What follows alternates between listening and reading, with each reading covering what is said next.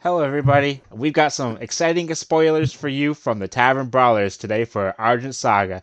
My name is Lee Pushart. I am the captain of the Tavern Brawlers. Hi, my name is Thomas. I go by TomBerry259.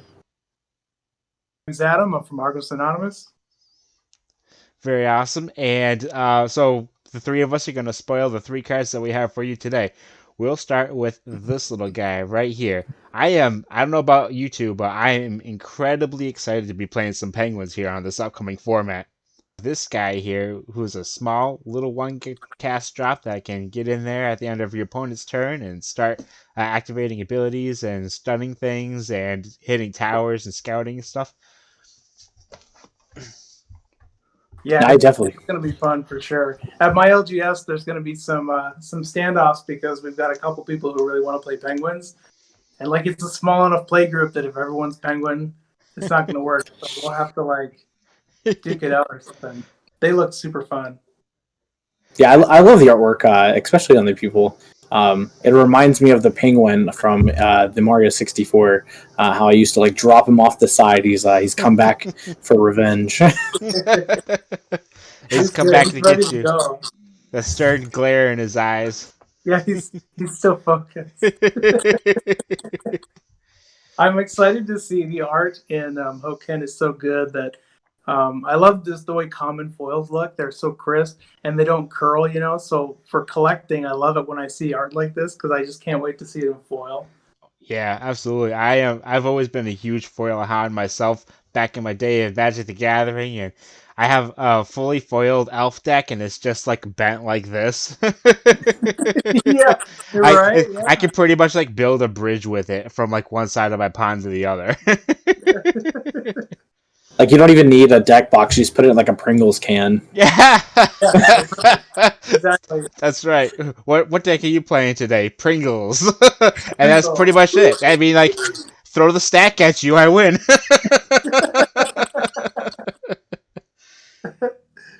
This next card we have is the Every Horde, playing into the dark concept of being able to trigger your ruined abilities for extra effects.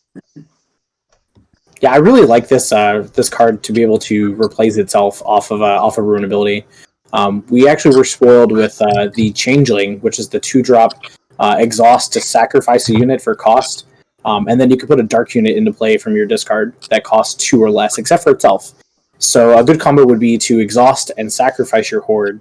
Your Horde would trigger its Root effect, and then you get the Horde from discard as well as the Horde from your deck to give you a little bit more play, so you can scout with these or you can overlay them for Horde come that next turn. Plus, I feel like being able to just continuously load up your board allows you to use your units to be able to sacrifice for effects with a lot more comfort. Yeah, definitely. You get the deck thinning bonus too, like Golem of Devourment. If you have Devourments and these in there, you've got 2 different mechanisms through which you're actually thinning your deck and increasing consistency. So I like it. Just a common, but it's a good one. Mm-hmm. I think that I like the idea of the Every unit type. It's like a dark fairy. I don't know what the EV part comes from. Evil. Evil. It's an evil fairy. Evil fairy. So that's what we got. Yeah. So I mean, I think that's exactly what it is. Evil fairies. And how would you not want to play a deck that just screams evil fairies? This is, they're so full of mischief and just angst and creativity. Yeah, I like the fire in there. Is it a bonfire or are they burning something? They're burning something. For example, this is not our preview, but a card to take a look at in conjunction with the Horde is Evie herself, Melante's Archmagus. She's pretty incredible. Sacrifice 2 units to destroy target unit. So if you're continuously using those ruined ability creatures that replace themselves to remove your opponent's board state and get through, that's pretty awesome because you can also attack with units first before you sacrifice them. So you can just pretty much sacrifice whatever's left after attacking in combat. Yeah, and definitely with Ruin Reclamation to be able to play off of it as a 1-drop. So you just activate and trigger a turn ability while it's still on board to get another one out, just to keep that ongoing horde, in the correct response of it to gather more resources out. and especially with the one of the Astra cards that states to sacrifice units, if I'm not mistaken, to destroy augments or units on your opponent's side and draw cards after it is just it's so it's a nice board wipe without having, you know, I mean, I guess you do wipe your own board, but at the same time, you get those extra units engraved just for comboing off. And you can also Remember use. too, Go ahead, Adam. Animated Spellbook is a 1-cost unit with Ruin ability that's going to let you target Ruin Reclamation. Yeah. So that's going to come into play, I think, here. If anyone splashes water in their dark decks here, Animated Spellbook is going to see a bump up in play.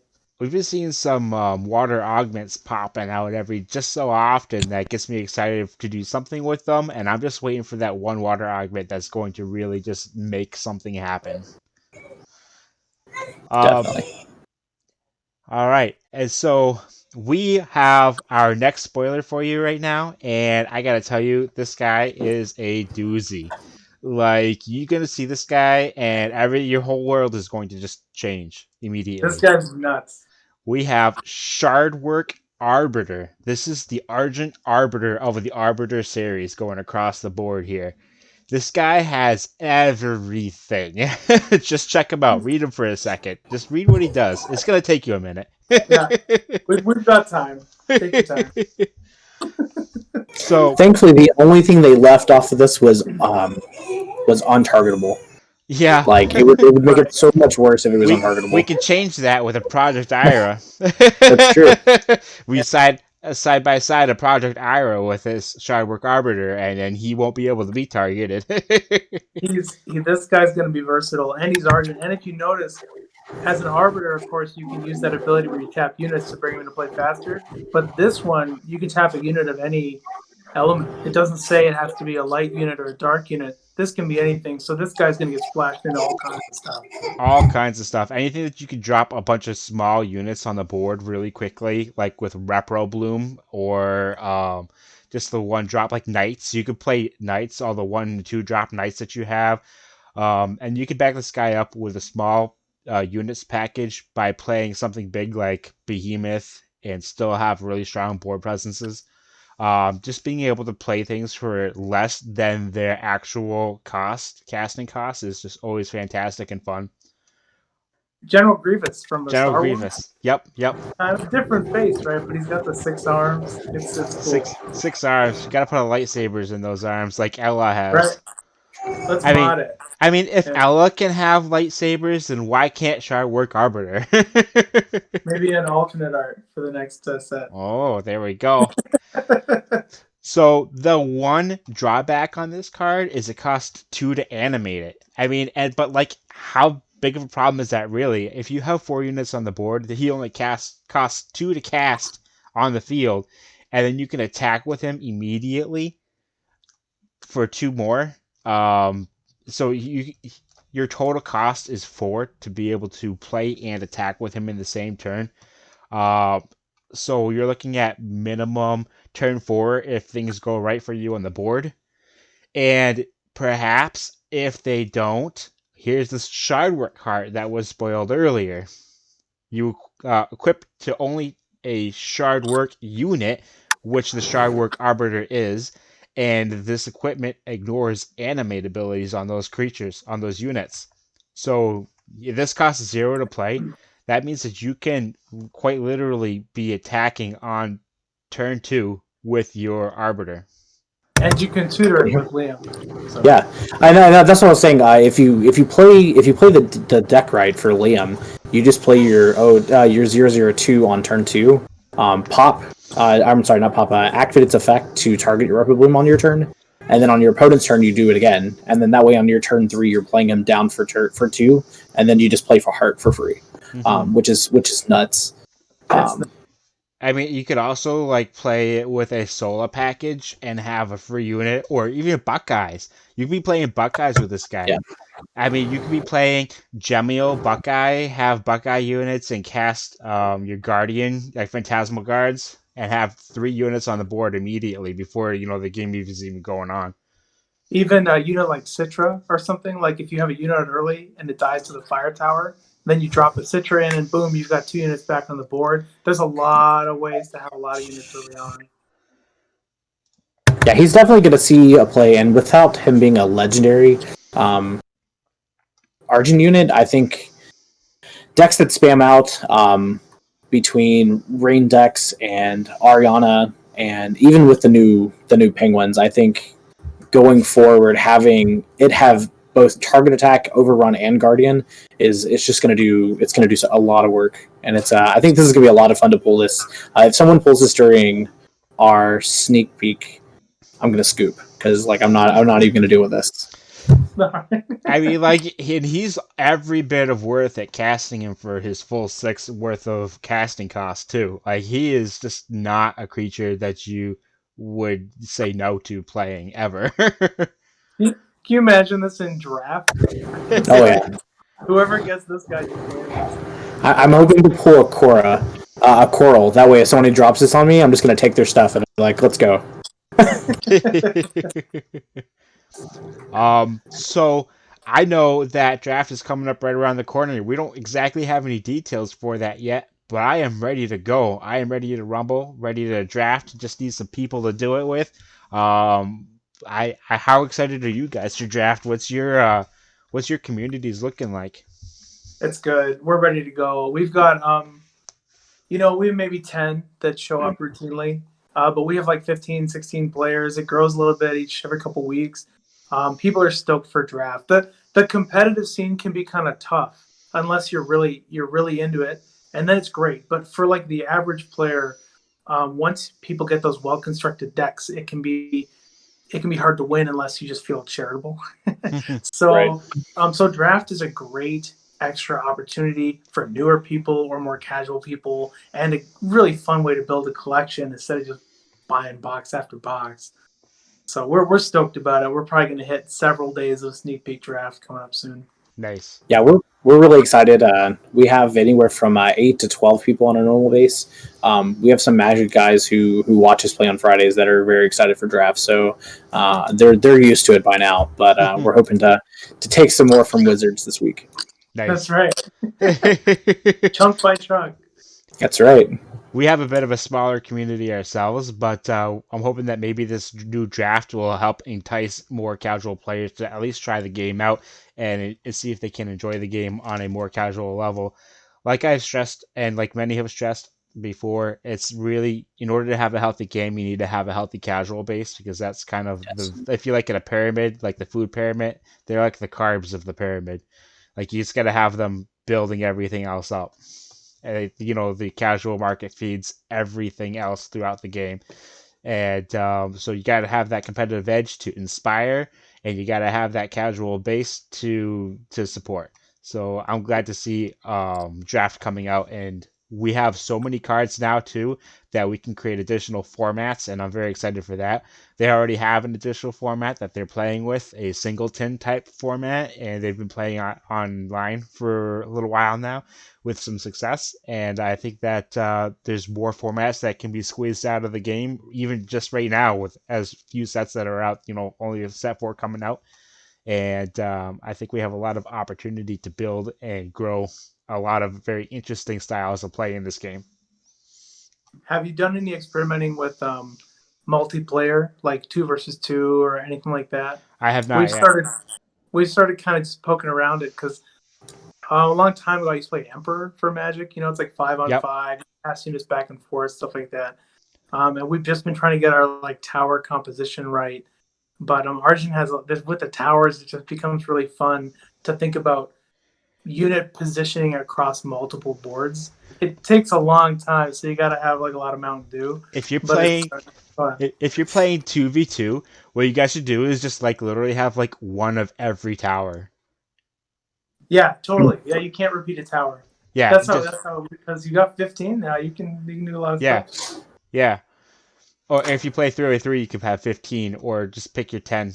Like, obviously, some of them are just totally bad. 15. Yeah. 15 towers. Oh, no. 15 towers.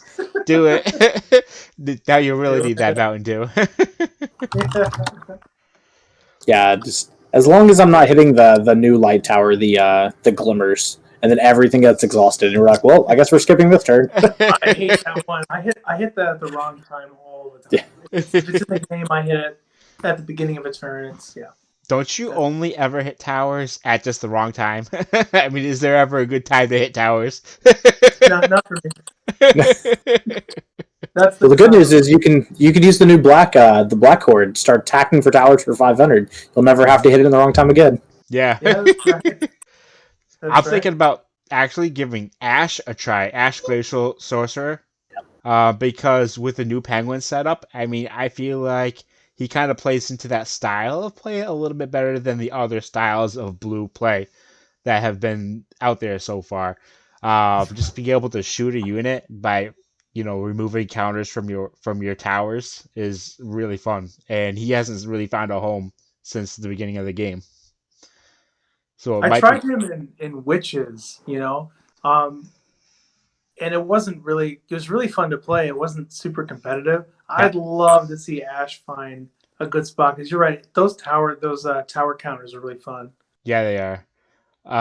So the tower Especially with counters, they add 500 defense to each of your towers that they have a counter on it, and that can really kind of make a difference when you're going up against those small, lower end aggro decks. yeah, And especially with I would say especially with overrun, it does give you that extra little shield of damage. huh? That's right. Oh, look at That's that! An ice that's an wall. Ash. It's an ice wall counter. Yeah, check it out. Nice. That's really good. It's your Ash Is that counter. from Dungeons and Dragons? Yeah, it's some D&D board counter. Yeah. You can get them on Ice wall. Yeah. Wall of ice spell, I'm assuming. eBay. Well, that's all we have for the spoilers. We are very excited to see what else is coming out. The last spoilers come out on the 2nd, so keep your eyes open and see what other new things are coming out there that you like. Let us know what your thoughts are on the cards that we spoiled for you today. Let everybody know in your communities about draft coming up, and try to get them excited and enticed and pumped up as much as an ice wall counter on your towers. And we'll try to get this thing rolling and see all these crazy new cards can do. Last Sounds like a remarks? plan. Don't forget to follow the comments below and follow our Discord for Tavern Brawlers. If you have any questions, let us know. We're always around and love to see you around. Thank Yep. you, Thanks, guys. everybody. Good. Have a wonderful day. Tavern Brawlers out.